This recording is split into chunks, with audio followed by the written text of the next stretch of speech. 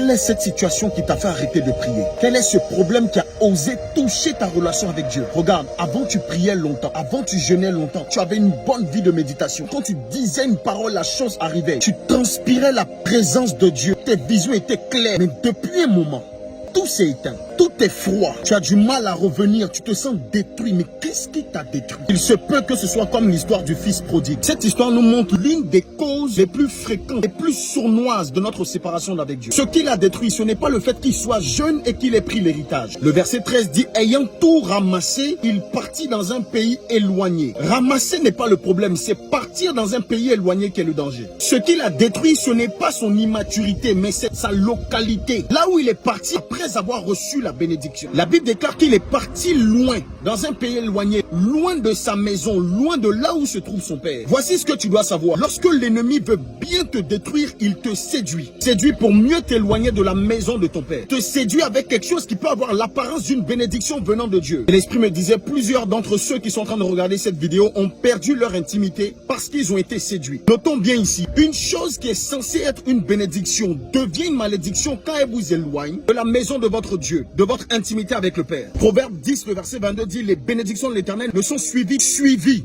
d'aucun chagrin. Cela veut dire qu'on reconnaît une bénédiction venant de Dieu par sa suite. Ce qui se passe après l'avoir reçu. Qu'est-ce qui s'est passé dans ta vie après que tu aies reçu la promotion? Qu'est-ce qui s'est passé après que tu aies reçu le mariage? Qu'est-ce qui s'est passé après que tu aies reçu le voyage pour lequel tu avais tant prié? Regarde, la réelle bénédiction, ce n'est pas recevoir, mais c'est conserver ce qu'on a reçu. Et l'endroit le plus sûr pour conserver ce qu'on a reçu, c'est là où se trouve le Père, dans l'intimité. Toi qui m'écoutes, il se peut que ce soit une bénédiction qui t'ait éloigné de lui. Une seule chose à te dire, reviens à la maison. Tu manques à papa, il te veut près de lui. Alors que tu m'écoutes et tu regardes cette vidéo, l'Esprit de Dieu te saisit, te communique un feu sans précédent. Je sens l'Esprit de Dieu intensifier tes moments de prière. Je le sens intensifier ta vie de jeûne, tes moments de retraite. Je le sens, je le sens. Réveille-toi, toi qui dors. Relève-toi d'entre les morts et Christ t'éclairera. Tu es gravement béni.